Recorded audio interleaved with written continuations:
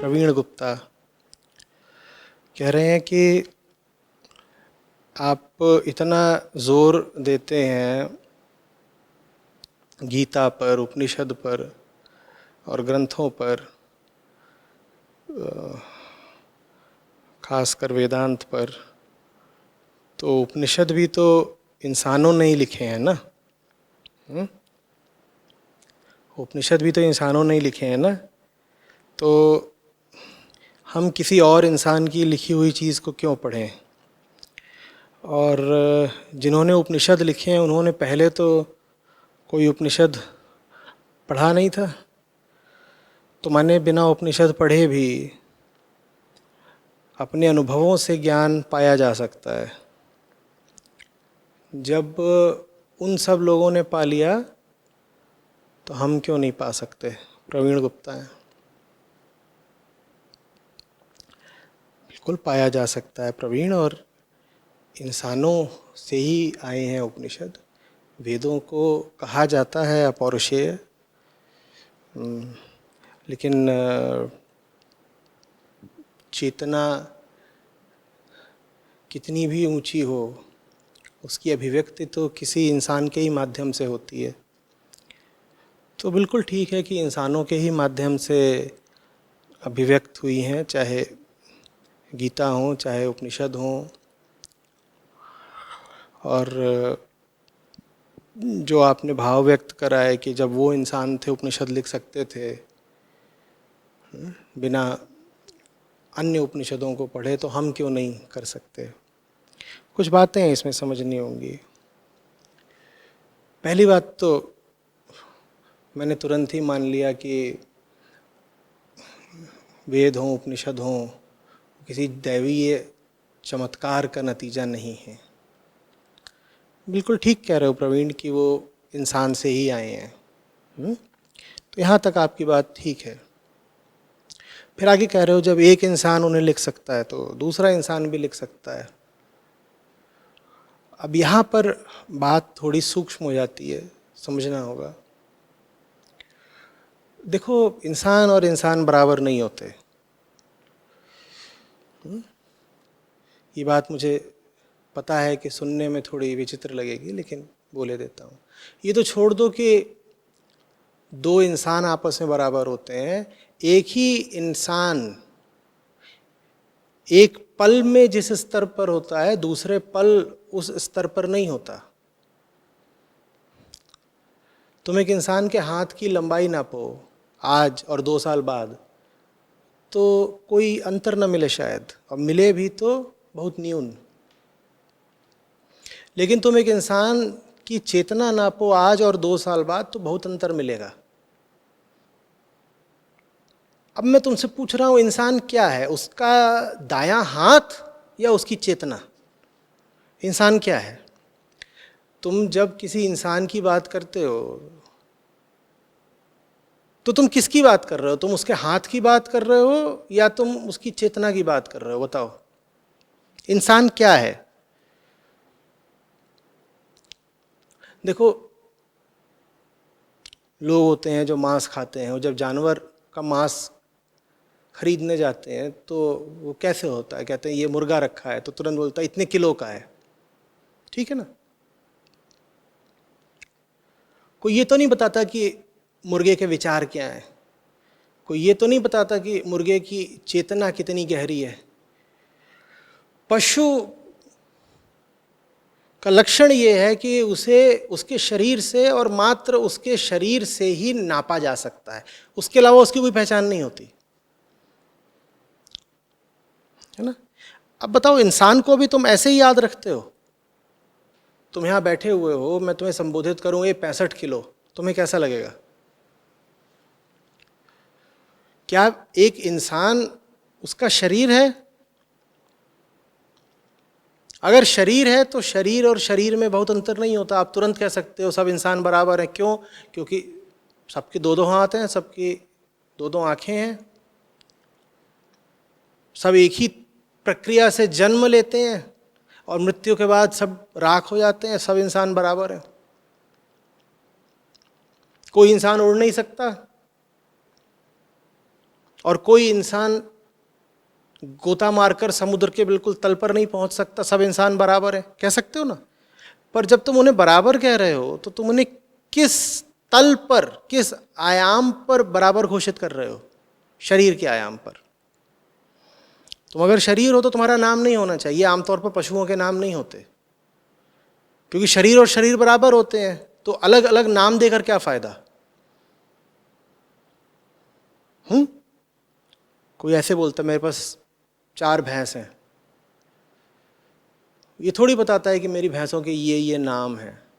कई बार तो नाम होते भी नहीं है, लेकिन अगर किसी के 4 बच्चे हैं तो उनके नाम जरूर होंगे, है ना। इंसान और इंसान में बहुत फर्क होता है। ये दलील मत दो कि एक इंसान ने उपनिषद लिख दिया था तो मैं यहां बैठा हूं ना प्रवीण गुप्ता, मैं भी लिख डालूंगा। संभावना निश्चित रूप से हर व्यक्ति में है कि उसकी चेतना असीम ऊंचाई पाए, पर वो संभावना साकार बिरलों में ही होती है। ऐसा है, तथ्य की उपेक्षा मत करो।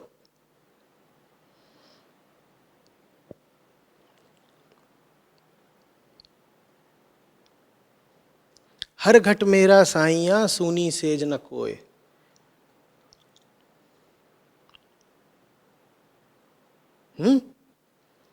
हर घट में, घट माने हर शरीर में, साई, साई माने चेतना की उच्चतम स्थिति। हर घट में चेतना की उच्चतम स्थिति की संभावना निश्चित रूप से है, बिल्कुल है। लेकिन वो अभिव्यक्त, मैनिफेस्ट कितनों में होती है? दिल पर हाथ रख के ईमानदारी से बताना, कितने लोगों को तुम देखते हो कि जो भी उनकी उच्चतम संभावना है वो उसको साकार करते हुए जी रहे हैं? कितने लोगों में ऐसा देखते हो?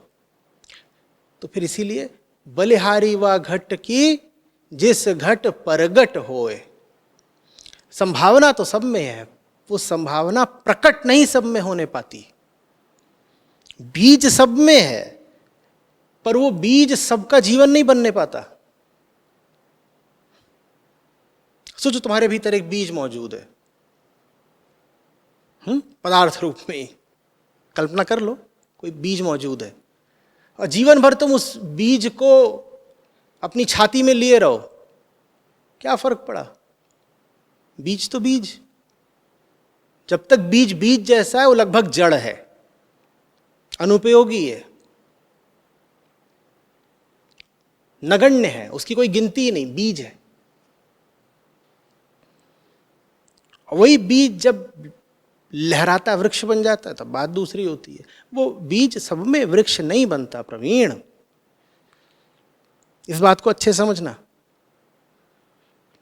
तो ये जो समाजवादी नारेबाजी है, ये अध्यात्म में शुरू मत कर दिया करो कि हर इंसान बराबर है, हर इंसान बराबर है।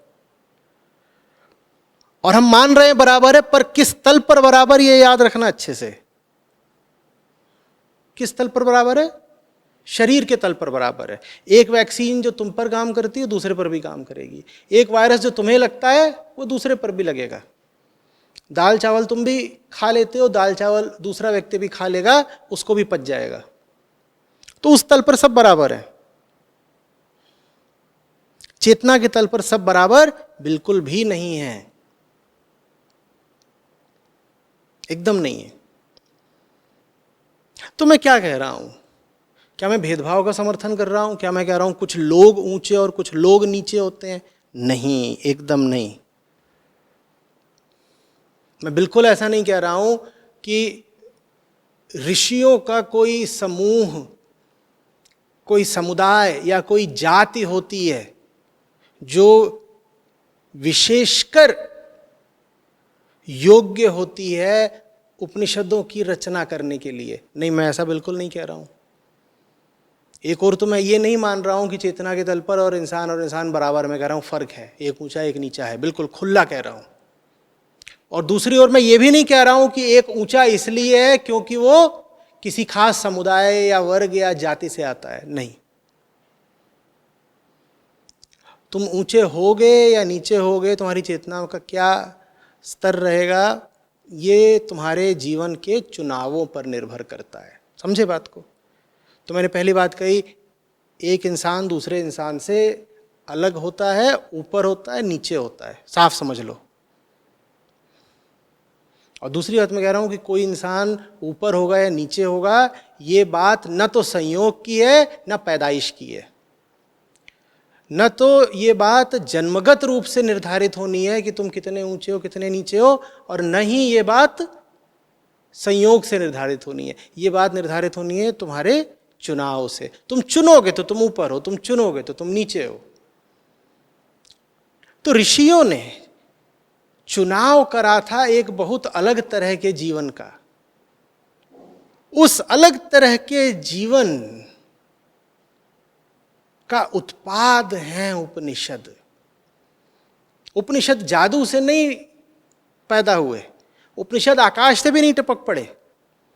और आरंभ में ही मैंने कह दिया था कि मैं बिल्कुल मान रहा हूं कि कोई दैवीय चमत्कार से उपनिषद नहीं आ गए। ऐसा नहीं हो गया है कि ऋषि एक दिन सो रहे थे और जगे तो पाया तो बगल में उपनिषदों की पांडुलिपि रखी हुई है ना, ऐसा कुछ भी नहीं।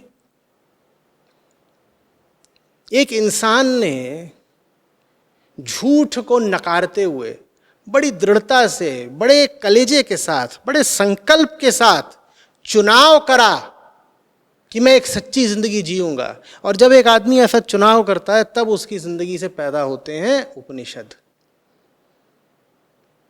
ऋषियों को ऐसे ही बैठे ठाले सपना नहीं आ गया था श्लोकों का,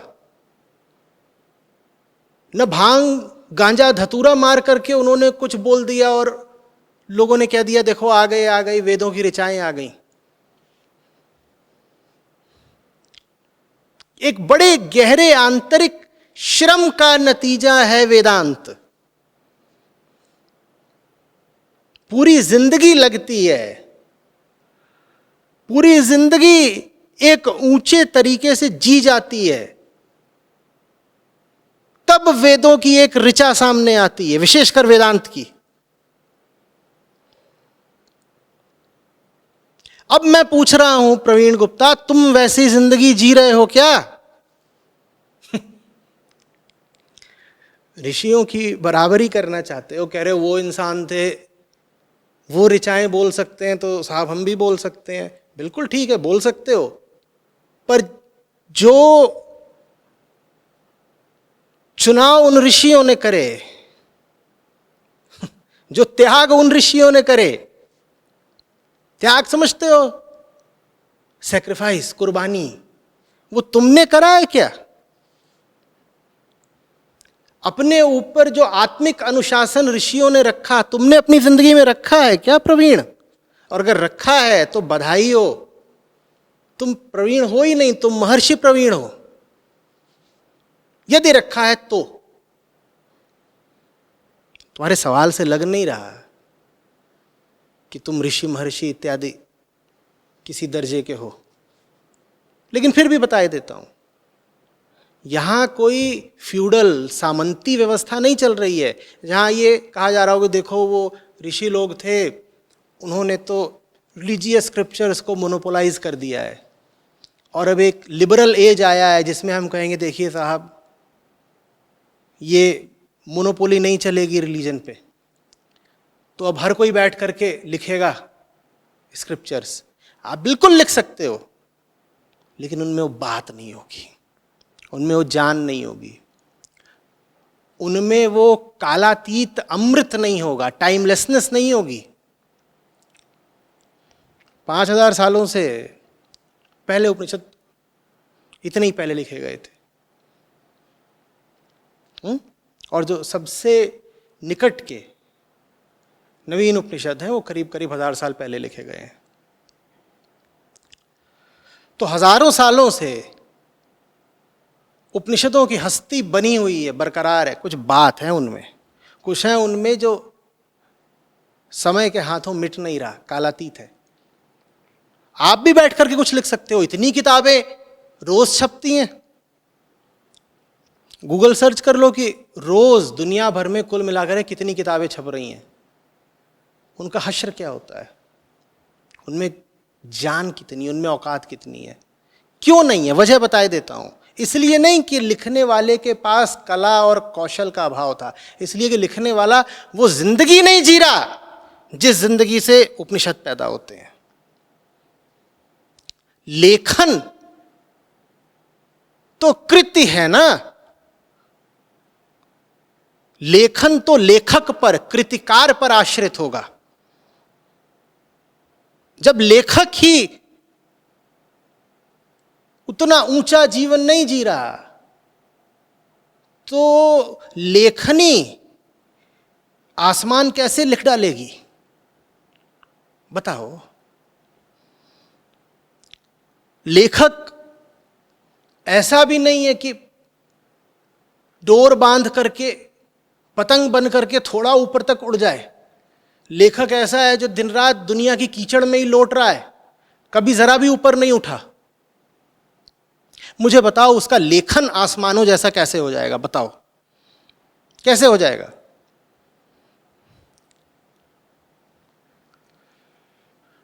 ऋषियों के जीवन में एक सात्विकता थी, एक शुचिता थी। जानते हो ना क्या करते हैं उपनिषद? हर चीज की जांच पड़ताल, अन्वेषण करते हैं, और जहां जहां झूठ पाते जाते हैं एकदम निर्मम होकर के नकारते जाते हैं। आपने ऐसा करा है प्रवीण कि जो चीज आपने पाई हो कि असली नहीं है उसको नकार दिया हो जीवन में? अगर नकार दिया है तो आप महर्षि हैं।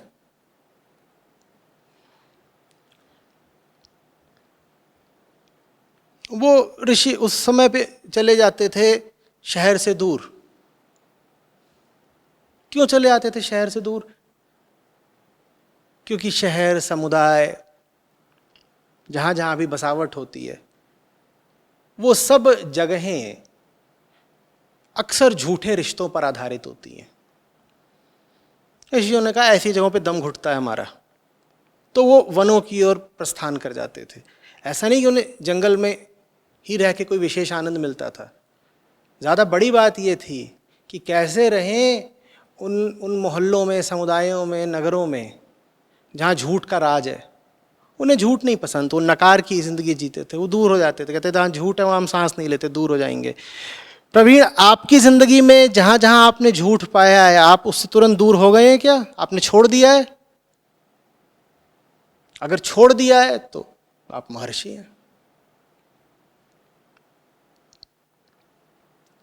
तो कीमत अदा करनी पड़ती है।